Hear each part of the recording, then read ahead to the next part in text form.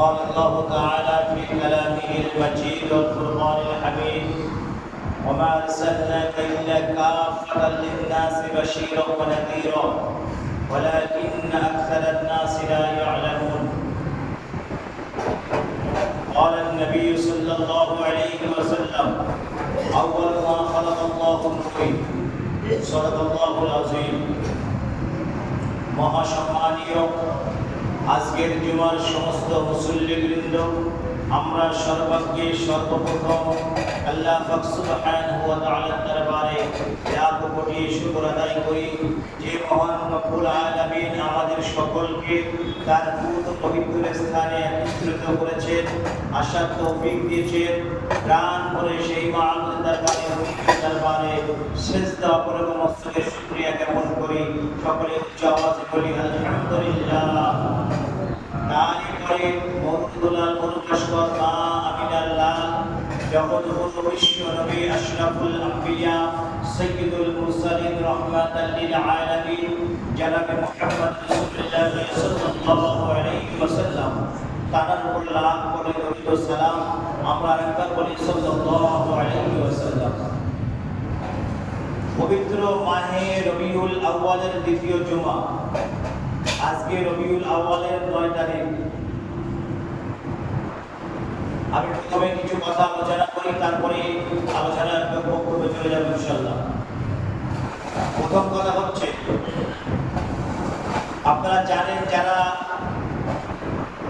Android set ব্যবহার করছেন, ফেসবুকে বিভিন্ন প্রকারের যে দিল্লি মুসলিম পার্সোনাল ল বোর্ডের যে সমস্যা চলছিল আপনারা জানেন যে কিউআর কোড আমাদের সম্মুখে যাদের কাছে আছে তারা সকলে ওই কোডকে স্ক্যান করুন এবং নিজের ইমেল আইডি পাঠিয়ে দেন।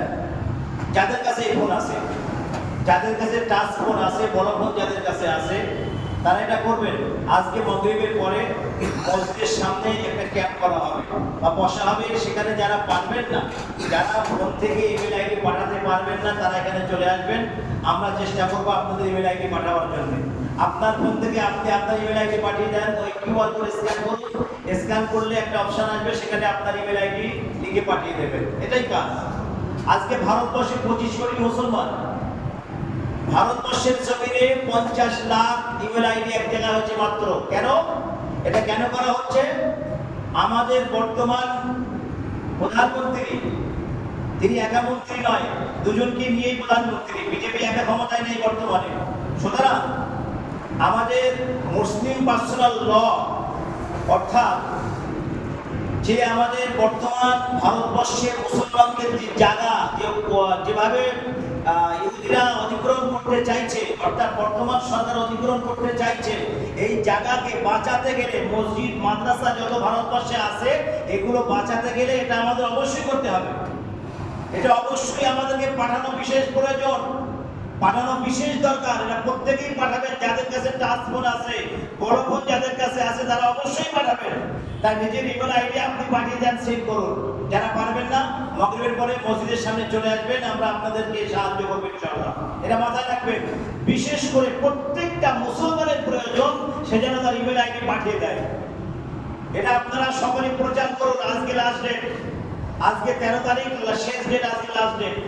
আজকে যত চেষ্টা করা যায়, যত ইমেল আইডি পাঠানো যাবে, ততই আমাদের জন্য মঙ্গল। মনে রাখবেন এটা। প্রত্যেকটা মুসলমানকে বলছি আমি, যারা জুমার নামাজ পড়তে আসছেন, আমি সকলকে বলছি যে আপনারা সকলে চেষ্টা করবেন নিজের ইমেল আইডি পাঠাবার জন্য। আর দ্বিতীয় কথা হচ্ছে, নামাজের শেষে কবর জিয়ারত আছে আজকে বিশেষ করে।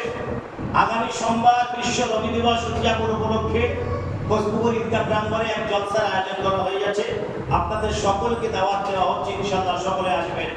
বিশ্ব নবী দিবস উদযাপন উপলক্ষে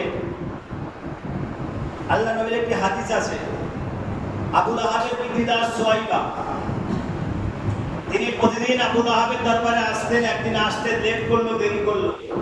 আবু লাহাব বলছে, সুয়াইবা আজকে দেরি করলি কেন, লেট করে আসলি কেন? তিনি আবু লাহাবকে নবীজির সুসংবাদ দিয়েছিলেন। নবীজির আগমনের সুসংবাদ আবু লাহাবকে দিয়েছিলেন। বলেছিলেন, আবু লাহাব আপনার ভাইপো মুহাম্মদ সাল্লাল্লাহু আলাইহি ওয়াসাল্লাম দুনিয়ার জমিনে এসেছেন, জোরে বলুন সুবহানাল্লাহ। সেজন্য আমার আসতে দেরি হয়ে গেল। আবু লাহাব সুয়াইবাকে আযাদ করে দিল। আল্লাহ পাক আবু লাহাবের কবরে প্রতি সোমবার তার আযাব মাফ করে দিয়েছেন। প্রতি সোমবার আমার নবী ধরা এসেছেন সেজন্য সুয়াইবিয়া আবু লাহাবকে সুসংবাদ দিলে আবু লাহাব সুয়াইবাকে আযাব করে দিলেন। তৎকালীন জামানায় গোলাম কেনা বেচা হতো, মানুষ বিক্রি হতো তৎকালীন জামানায়। সুতরাং ও বিশ্ব নবী দিবস উদযাপন উপলক্ষে আপনারা যারা খরচ করবেন সেই খরচটা আপনার ইবাদতের খাতায় লেখা হবে। আমার নবীর জন্মদিনে যারা খরচ করবে, ব্যয় করবে, উরুস করবে, যারা খুশি উদযাপন করবে আল্লাহ পাক রব্বুল আলামিন তাদের সেই খরচটা ইবাদতের খাতায় লিখে দেবেন। জোরে বলুন সুবহানাল্লাহ। তো যারা সাহায্য করবেন অবশ্যই সাহায্য করতে পারেন, কোনো সমস্যা নাই, এটা মাথায় রাখবেন। আগামী সোমবার ঈদগাহ জলসা আছে, সকলে দাওয়াত দিলাম, সবাই দাওয়াত গ্রহণ করবেন ইনশাআল্লাহ। বিশেষ করে যে আলোচনা আজকে কোরআনে কারীম থেকে দুইটি আয়াত তেলাওয়াত করেছি, নবী পাকের জবান মোবারকের একটি কথা আলোচনা করেছি। আমার নবী প্রথমে বলছেন, হযরত জাবের রাদিয়াল্লাহু তাআলা হাদিসটি বর্ণনা করেছেন, তিনি বলছেন আমার নবীকে আমি বললাম, ইয়া রাসূলুল্লাহ সাল্লাল্লাহু আলাইহি সাল্লাম, আপনি সৃষ্টি সম্পর্কে কিছু বলুন। এই হাদিসটি জাবের রাদিয়াল্লাহু তাআলা বর্ণনা করেছেন, তিনি বলছেন আমার নবীকে আমি বললাম, ইয়া রাসূলুল্লাহ সাল্লাল্লাহু আলাইহি সাল্লাম, আপনি সৃষ্টি সম্পর্কে কিছু বলুন। রাসূল বললেন, আউয়ালু মা খালাকাল্লাহু নূর, আল্লাহ পাক আমার নূরকে সর্বপ্রথম সৃষ্টি করেছেন। একবার জোরে বলুন সুবহানাল্লাহ। আমার নবীর নূর মুবারক আল্লাহ সর্বপ্রথম সৃষ্টি করেছেন, কিন্তু শেষে পাঠালেন কেন? আখিরি জামানায় নবীকে কেন পাঠিয়ে দিলেন? আমার নবীর সৃষ্টির সূচনা হচ্ছে সর্বপ্রথম আসমান জমিন নবমণ্ডল ভূমণ্ডল কিছুই সৃষ্টি হয় না। আরো কুরসি লৌহ কলম কিচ্ছু সৃষ্টি করেন না আল্লাহ, আসমান জমিন পর্যন্ত সৃষ্টি করেন না তখন। এখন আমার আল্লাহ আমার নবীর নূরকে সর্বপ্রথম সৃষ্টি করেছে আর দুনিয়ার জমিনে পাঠিয়েছেন সর্বশেষে। কেন এই সর্বশেষে পাঠাবার কারণ? তৎকালীন জামানায় যেসব নবীরা এসেছিলেন, মুসা আলাইহিস সালাম, ঈসা আলাইহিস সালাম, জাকারিয়া, ইয়াহইয়া, ইয়াকুব, ইসমাঈল, ইসহাক, ইব্রাহিম, যত নবী যারা এসেছিলেন তৎকালীন জামানায়, কিন্তু সেই সব জামানার চেয়ে বর্তমান সমাজের আরব সমাজটা, নবীর আসার আগের কথা বলছি, ঈসা আলাইহিস সালাম থেকে নিয়ে 200 বছর পর নবী আসেনি দুনিয়ার জমিনে। সেই যে সময়টা পার হয়েছে, ওই সময়টাকে আইয়ামে জাহিলিয়াতের যুগ বলা হয়। ইতিহাস, ইসলামী ইতিহাসে আইয়ামে জাহিলিয়াতের যুগ বলা হয়। সেই জাহিলিয়াতের যুগে আমার নবীকে ধারায় পাঠিয়ে দিলেন। একবার জোরে বলুন সুবহানাল্লাহ। নবীকে আরবে কেন পাঠালেন? বিশ্বের জমিনে অনেক দেশ আছে, অনেক কান্ট্রি আছে বিশ্বের জমিনে, নবীকে আরবে কেন পাঠালেন? দেখেন, নবীকে আরবে পাঠানোর অনেক উদ্দেশ্য আছে, আমি কয়েকটি বলছি। আরবরা তৎকালীন জামানায় মানুষের মতো ছিল না, হিংস্র জন্তু জানোয়ারের মতো ছিল। হিংস্র জন্তু জানোয়ারের মতো আরবরা তাদের ব্যবহার ছিল। তারা মানুষকে মানুষ বলে গ্রাহ্য করতো না। কে কাকে মার, কাকে ধর, কাকে কাট, কোনো ব্যাপারই ছিল তাদের কাছে। অর্থাৎ তখন তারা যে দেবদেবীর পূজা করত, তৎকালীন জামানায় খানায় কাবার ভিতরে 360 কারা ঠাকুর রাখা ছিল। 360 কারা মূর্তি কাবার ভিতরে রাখা ছিল। নবী ইসলামের ক্ষমতায় আসার পরে একদিন খলিফা আমিরুল মুমিনিন ওমর ফারুক রাদিয়াল্লাহু তাআলা ইসলাম কবুল করলেন। সেদিন বললেন, ইয়া রাসূলুল্লাহ সাল্লাল্লাহু আলাইহি ওয়াসাল্লাম, আজকে কাবায় নামাজ হবে। নবী বললেন, ওমর, কাবার ভিতরে 360 খানা মূর্তি আছে। ওমর বললেন, ইয়া রাসূলুল্লাহ সাল্লাল্লাহু আলাইহি ওয়াসাল্লাম, আমি ওমর আগে যাব, আপনারা আমার পিছনে আসুন। যার কাছে কাবার চাবি থাকে তাকে দাওয়াত করতে হয়, ডাকতে হয়, কিন্তু যেদিন ওমর কাবায় আসলেন সেদিন তাকে বলতে হয় নাই, সে চাবি নিয়ে আগে কাবার সামনে হাজির হয়েছে, দরজা খুলে দিলেন। আল্লাহ নবী আল্লাহর হাবিব মূর্তিগুলো সব বার করে বাইরে ফেলে দিলেন আর বললেন, যা আল হক ওয়া যাহাকাল বাতিল ইন্নাল বাতিলা কানা যাহুকা। এই কথা বললেন, ঠাকুরগুলো মূর্তিগুলো সব বাইরে বার করে দিলেন। সেই দিন থেকে কাবায় নামাজ আবা চালু হয়ে গেল। আমরা জোরে বলুন সুবহানাল্লাহ। খলিফা আমিরুল মুমিনিন ওমর ফারুক রাদিয়াল্লাহু তাআলা নবীকে কতল করতে গিয়েছে। যাই হোক, সে ঘটনা পরে আসবে ইনশাআল্লাহ। আমি যে কথা বলতে চাচ্ছিলাম, যে তৎকালীন জামানায় তারা তাদের দেবদেবীর পূজা করতে বেশি। এখন নবী, আমার নবীকে যখন কাবার জমিনে পাঠানো হলো, নবী যখন ইসলামের দাওয়াত দিচ্ছেন, কাফেররা রেগে আগুন, হে মুহাম্মদ, আমরা যে দেবদেবীর পূজা দীর্ঘদিন ধরে করে আসছে, আমাদের বাপ দাদারা করে এসেছে, তারা কি ভুল করেছে? আমার নবী বিভিন্ন চ্যালেঞ্জের সম্মুখীন হলেন, মোকাবেলা করলেন, এবং আমার নবী নিজের ধর্ম আল্লাহ ইসলামকে আমার নবী প্রসার করিয়ে দিয়েছেন। জোরে বলুন সুবহানাল্লাহ। আজকে সেই ইসলাম গোটা বিশ্ব জুড়ে ওয়ার্ল্ডের ভিতরে দুটো ধর্ম এবং ইন্টারন্যাশনাল ধর্ম দুটো, ইসলাম আর খ্রিস্টান। মনে রাখবেন, ওয়ার্ল্ডের ভিতরে দুটো ধর্ম, ইসলাম আর খ্রিস্টান। এই দুটো ধর্মের প্রসার চলছে ব্যাপক, কিন্তু বর্তমানে মুসলমান ইসলামের প্রসারটা বেশি ঘটছে আলহামদুলিল্লাহ। আপনি দক্ষিণ আফ্রিকায় চলে যান, যেখানে মানুষ পর্যন্ত এখনো জানে না যে লেবাস পরতে হয়, মানুষ এখনো জানে না কাপড় পরতে হয়, তারা জানে না। তাদেরকে দিনের দাওয়াত দেওয়া হচ্ছে, ইসলামের দাওয়াত দেওয়া হচ্ছে, তারা সকলেই পড়ছে আশহাদু আল্লা ইলাহা ইল্লাল্লাহু ওয়া আশহাদু আন্না মুহাম্মাদুর রাসূলুল্লাহ।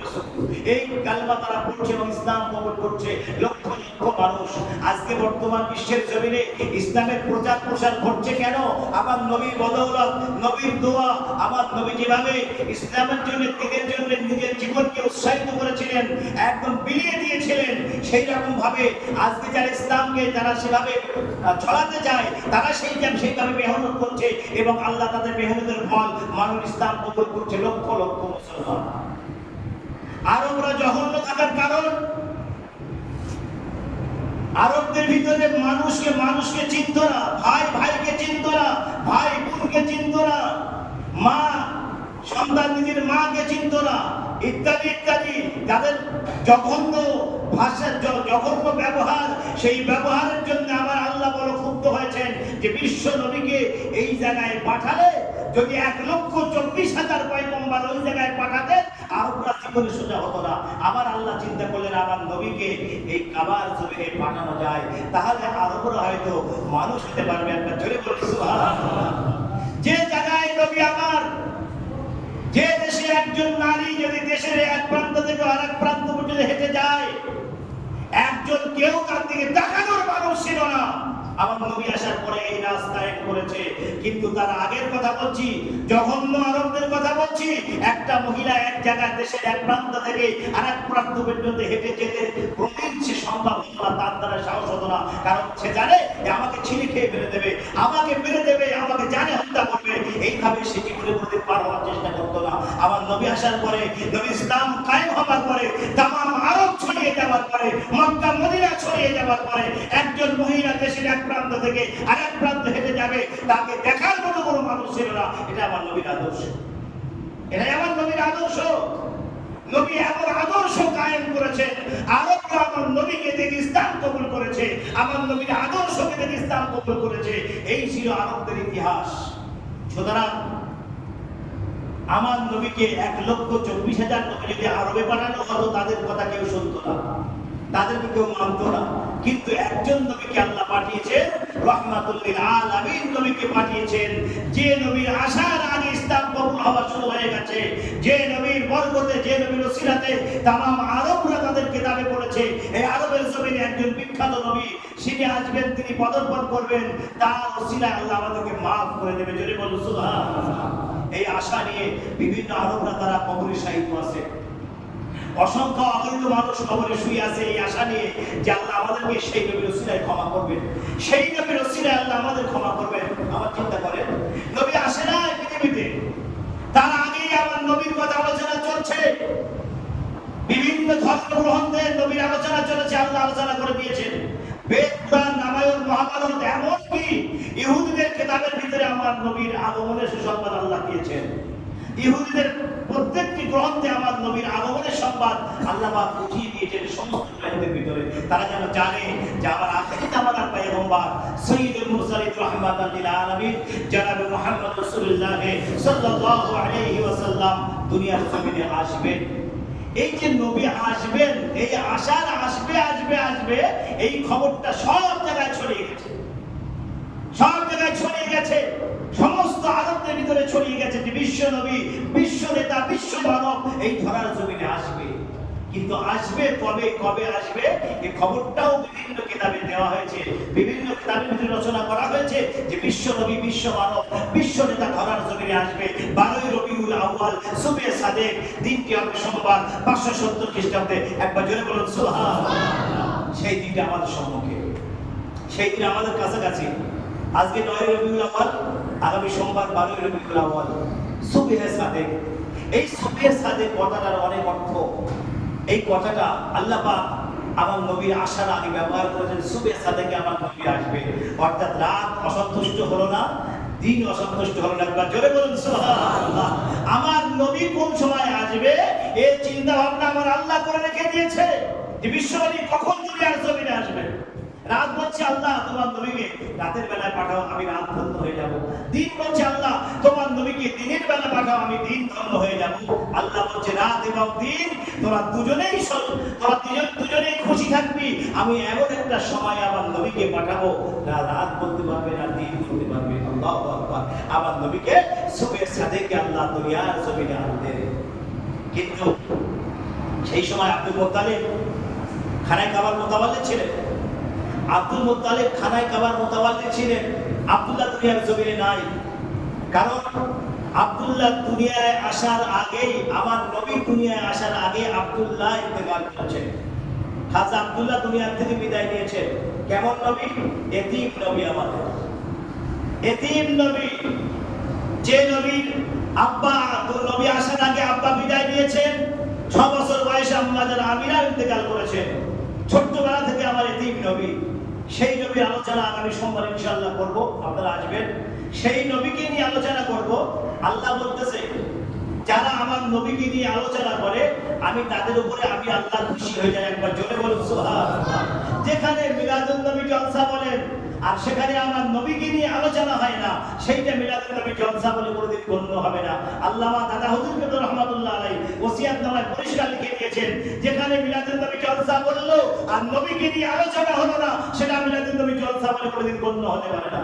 সুতরাং আগামী সোমবার ঈদগাহ আপনাদের সকলকে দাওয়াত দিচ্ছি।